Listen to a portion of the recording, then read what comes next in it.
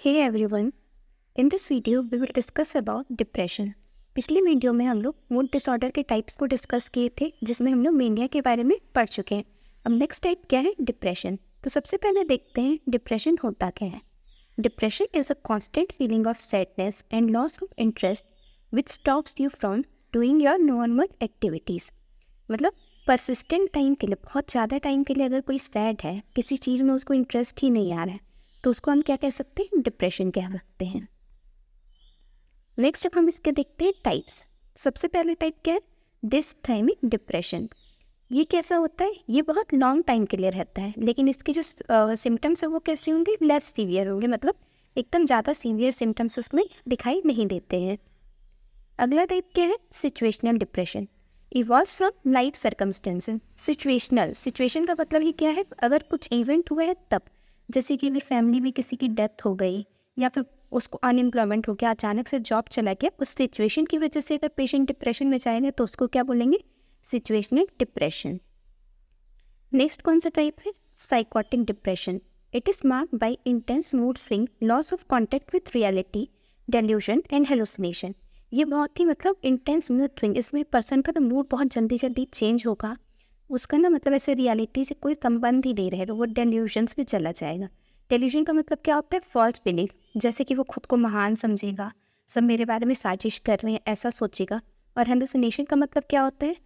अलग अलग चीज़ें सुनाई और दिखाई देना जो एक्चुअल में है ही नहीं, उसको भूत दिखाई दे सकता है, वो रस्सी को सांप समझ सकता है, ये सब चीज़ें। तो ये साइकोटिक डिप्रेशन है। नेक्स्ट टाइप क्या है? Postpartum depression. पोस्टपार्टम का मतलब क्या है? बच्चे को बर्थ देने के बाद।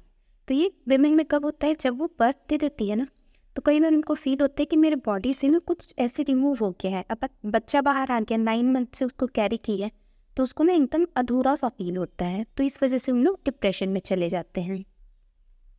अगला टाइप क्या है? मेलनकॉनिक डिप्रेशन। मेलनकॉनी का मतलब क्या होता है? सैडनेस।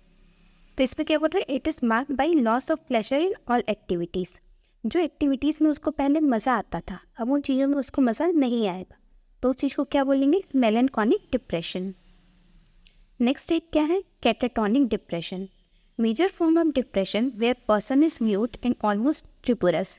इसका मतलब क्या है कि वो बहुत ज़्यादा, मतलब ये मेजर फॉर्म है, बहुत हाई स्टेट है, इसमें इंसान एकदम म्यूट हो जाता है, चुप हो जाता है। और मतलब ना स्टुपरस का मतलब क्या है कि वो ना स्टुपर में चला जाता है, वो अगर आप उसको आवाज़ दोगे तो भी वो नहीं सुनेगा, जब तक ऐसे उसको शेक करके हिला के ना बोला जाए तब तक वो आपकी बात पे ध्यान तक नहीं देगा। अगला टाइप क्या है? Seasonal affective disorder. सीजनल बोल रहे हैं मतलब पर्टिकुलर सीजन में होगा, और ये यूजुअली किस में होता है? विंटर में होता है, इसलिए इसको क्या बोलते हैं? विंटर डिप्रेशन भी बोलते हैं। अगला टाइप क्या है? Major depressive disorder. Recurrence of long episode of low mood that seem to be never ending. इसमें लो मूड कितने टाइम के लिए होता है? बहुत ही लंबे टाइम के लिए होता है, ऐसा लगता है कि ये कभी भी ख़त्म होगा ही नहीं। ये तो टाइप्स हो गए। अब अगला हम लोग क्या देखेंगे? एटियोलॉजी। एटियोलॉजी का मतलब क्या है? कॉजेस।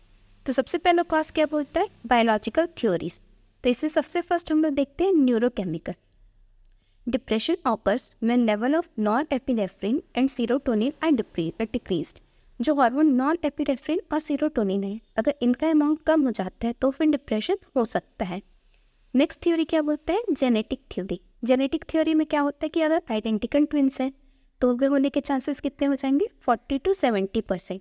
और वहीं जो जनरल पॉपुलेशन है उसमें कम रहता है। नेक्स्ट है changes in brain anatomy. Loss of neural in frontal lobe, cerebellum and basal ganglia. मतलब अगर हमारे ब्रेन में कोई चेंजेस आ रहे हैं, न्यूरॉन्स क्या होते हैं? नर्व सेल्स होते हैं, जो ब्रेन के नर्व सेल्स को क्या नाम दिया जाता है? न्यूरॉन। अगर फ्रंटल लोब, सेरिबेलम और बेसल गैंग्लिया के न्यूरॉन्स कम हो रहे हैं तो उस वजह से भी जो डिप्रेशन है वो हो सकता है। नेक्स्ट हम लोग देखते हैं साइकोसोशल थ्योरीज। अब ये थ्योरीज क्या क्या है ना, तो psycho analytic theory. Psycho analytic theory में फ्रेड ने ये कहा है कि डिप्रेशन कैसे होता है? जब हम अपने लव ऑब्जेक्ट को लूज़ कर देते हैं, मतलब फैमिली में किसी की डेथ हो गई, बच्चा अपनी मम्मी से बहुत अटैच था, अचानक से अगर मदर की डेथ हो जाती है तो बच्चा क्या हो सकता है? डिप्रेशन में जा सकता है। और इस थ्योरी में हम लोग मेनिया को क्या समझते हैं? As a denial of depression. हम लोग पिछले लेक्चर में देखे भी थे कि मेनिया क्या होता है? डिनायल ऑफ डिप्रेशन होता है। नेक्स्ट थ्योरी है behavioural theory. This theory connect to experience of uncontrollable event. इसमें क्या कहता है कि लाइफ में अगर हम कंट्रोल नहीं कर पा रहे किसी चीज़ को, जैसे कि लगातार फैमिली डेथ होती जा रही है, एक के बाद दूसरे की, दूसरे के बाद तीसरे की, उसी टाइम पे अनएम्प्लॉयमेंट हो गया, शादी टूट गई, तो बिहेवियरल चेंजेस आएंगे जिसकी वजह से डिप्रेशन हो सकता है। नेक्स्ट थ्योरी क्या है? Cognitive theory. कॉग्निटिव थ्योरी में बोलता है कि negative cognition such as negative expectation of self और ऑफ द फ्यूचर। अगर हम अपने आप से नेगेटिव एक्सपेक्टेशन रख रहे हैं कि मैं ये काम कर सकता हूँ, अगर मतलब उसमें कैपेबिलिटी नहीं है, फिर भी वो सोचेगा कि मैं बड़े से बड़ा काम कर लूँ। जैसे वो अगर पढ़ाई में बहुत वीक है और वो सोचेंगे कि मैं बहुत हाई लेवल का एग्ज़ाम निकाल लूँ, उसके लिए मेहनत ही नहीं करेंगे, तो ये सब नेगेटिव इमोशंस रखने से भी क्या होता है? डिप्रेशन हो सकता है। नेक्स्ट क्या है? Clinical features. क्लिनिकल फीचर मतलब सिम्टम। तो डिप्रेशन का फर्स्ट एंड फॉरमोस्ट सिम्टम क्या होगा? सैडनेस, परसिस्टेंट, लॉन्ग टाइम के लिए एकदम लोग सैड रहेंगे। नेक्स्ट है होपलेसनेस। उनको ना ऐसा लगेगा कि ज़िंदगी में मतलब कुछ बचा ही नहीं, कोई उम्मीद ही नहीं रहेगा।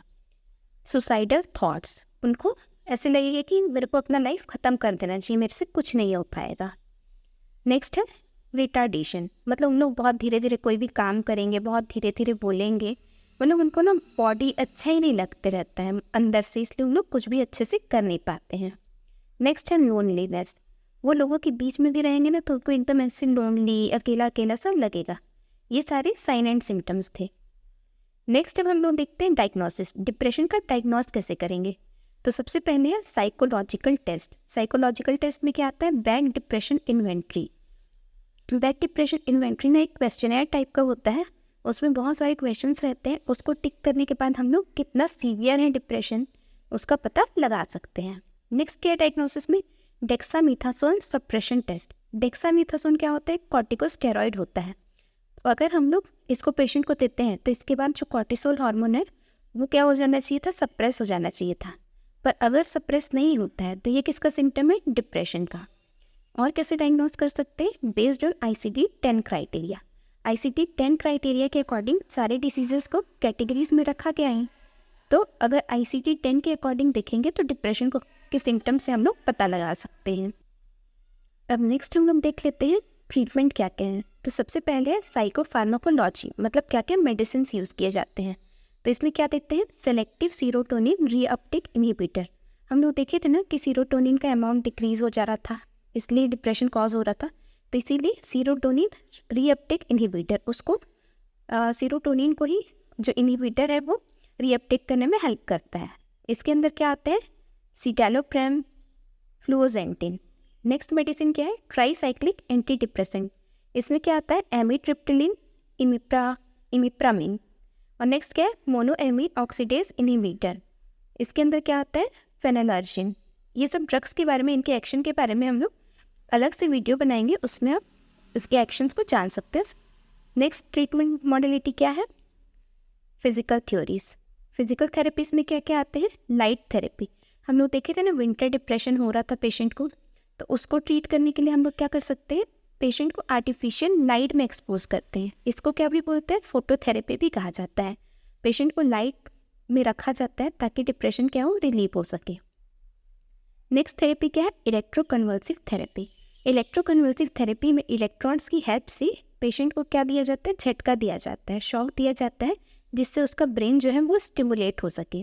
और ये कैसे पेशेंट को देते हैं? जिनको सुसाइडल रिस्क रहता है, मतलब जो एकदम मेजर डिप्रेसिव पेशेंट होते हैं उनमें इलेक्ट्रोकन्वल्सिव थेरेपी यूज़ किया जाता है। ये तो हो गया फिजिकल थ्योरीज। अब हम लोग अगला क्या देखेंगे? Psycho social treatment. Psycho social treatment में क्या आता है? जितने भी थेरेपीज होते हैं ना वो सारे। तो इसमें सबसे फर्स्ट थेरेपी क्या है? Cognitive therapy. हम लोग देखे थे कि नेगेटिव कॉग्निशन की वजह से डिप्रेशन हो रहा था, तो जो नेगेटिव कॉग्निशन है उसको ठीक करने के लिए कॉग्निटिव थेरेपी दिया जाता है। अगला क्या है? Supportive therapy. पेशेंट को सपोर्ट करने के लिए, जैसे कि occupational therapy, relaxation therapy.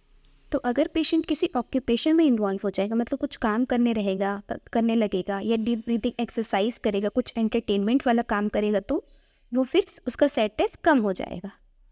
Next therapy क्या है? Group therapy. इसमें ना मतलब ग्रुप ऑफ पीपल को बैठाया जाता है, फिर उनसे पूछा जाता है उनके प्रॉब्लम्स के बारे में। तो एक पर्सन दूसरे पर्सन का प्रॉब्लम सुनेगा तो उसको कहीं ना कहीं लगेगा ना कि मेरे प्रॉब्लम्स तो बहुत छोटे हैं, दुनिया में बाकी लोगों को भी दुख है। तो इस वजह से फिर उसका जो फीलिंग है वो कम हो जाता है और वो ठीक हो सकता है। तो इसमें नेगेटिव फीलिंग को रिकॉग्नाइज किया जाता है कि वो क्या गलत सोच रहा है, उसकी इमोशनल ग्रोथ पे फोकस किया जाता है। नेक्स्ट थेरेपी क्या है? Family therapy. फैमिली थेरेपी क्यों दिया जाता है कि अगर फैमिली में कोई कॉन्फ्लिक्ट है तो उसको रिजॉल्व किया जाए और फिर उसके स्ट्रेस को रिड्यूस किया जाए। नेक्स्ट थेरेपी क्या है? Behavioural therapy. बिहेवियरल थेरेपी में क्या कराते हैं हम लोग? स्किल की गेनिंग ट्रेनिंग देते हैं, प्रॉब्लम सॉल्विंग टेक्निक को के बारे में उसको सिखाते हैं ताकि वो अपने प्रॉब्लम्स को सॉल्व कर सके, खुद पे सेल्फ कंट्रोल ला सके और अपना डिसीजंस ले सके। ये सबसे उसको वर्दी फील होगा, उसको लगेगा कि हाँ मेरी कोई इम्पोर्टेंस है और वो ठीक हो सकता है। ये सारे तो हो गए ट्रीटमेंट मोडालिटीज़। अब ये पूरा हम लोग डिप्रेशन के बारे में कंप्लीट कर चुके हैं। आपको कोई भी डाउट होगा तो कमेंट सेक्शन में पूछ सकते हैं। Thank you for watching.